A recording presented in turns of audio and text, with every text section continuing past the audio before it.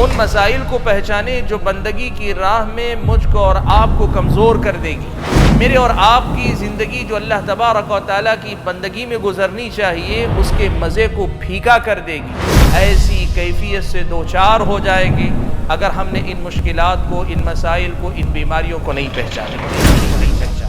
انما الاعمال بالنیات، اللہ کے نبی صلی اللہ علیہ وسلم نے کہا کہ اعمال کا دار و مدار تو نیتوں پر ہے، اور نیت کا تعلق دل سے ہے، تو اس کا سیدھا مطلب یہ ہوا کہ ہمارے اعمال کا تعلق ہمارے اور آپ کے دل سے۔ وَلَا تُخْزِنِي يَوْمَ يُبْعَثُونَ، اے میرے رب جس دن سارے لوگ دوبارہ اٹھائے جائیں گے، اس دن تو مجھے رسوا نہ ہونے دے۔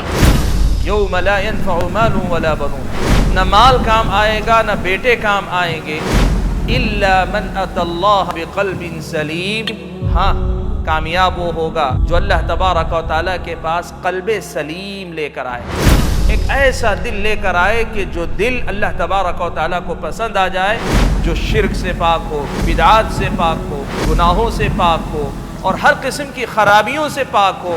وَنُنَزِّلُ مِنَ الْقُرْآنِ مَا هُوَ شِفَاءٌ، اللہ تعالیٰ نے کہا ہم کو قرآن اتارتے ہیں جو لوگوں کے لیے شفا ہے، اور شفا میں سب سے اہم کوئی شفا ہے تو وہ شفاء لما فی الصدور ہے، دل کی بیماریوں سے۔ یہی اصل میں اللہ تبارک و تعالیٰ کی نظر میں سب سے بڑی شفا ہے۔